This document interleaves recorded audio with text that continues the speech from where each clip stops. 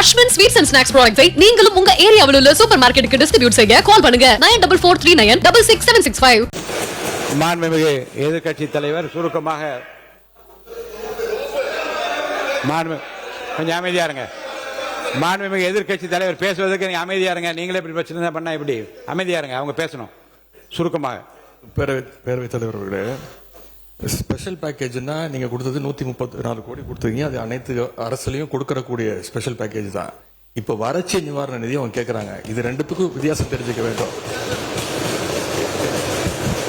இது வெறும் காலைல பேப்பர் படிச்சா மட்டும் பத்தாது.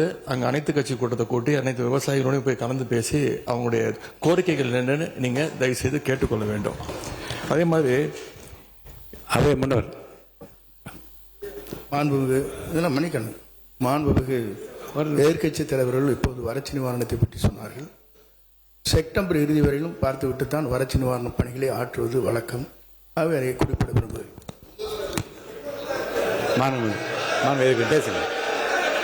மாண்புமிகு எதிர்க்கட்சி தலைவர், பேரவைத் தலைவர்களே, பேச அனுமதிங்க. நீங்களே இப்படி பண்ணா எப்படி? மாண்புமிகு எதிர்க்கட்சி தலைவர் சுருக்கமா முடிச்சு. தலைவர்களே, இன்னொன்று திரும்பி கேட்பதுதான், கர்நாடகாவில் அவங்க அனைத்து கட்சி கூட்டத்தை கூட்டி முன்னாள் முதலமைச்சர்லாம் வர சொல்லி அவங்களுடைய கோரிக்கைகள்லாம் கேட்டுக்கிட்டு இருக்காங்க, தொடர்ந்து கேட்டுட்டு இருக்காங்க. இந்த தாவேக அரசு ஏன் அனைத்து கட்சி கூட்டத்தை கூட்டுவதற்கு என்ன உங்களுக்கு பயம், என்ன உங்களுக்கு தயக்கம் என்பதை நான் கேட்டுக்கொள்ள விரும்புகின்றேன்.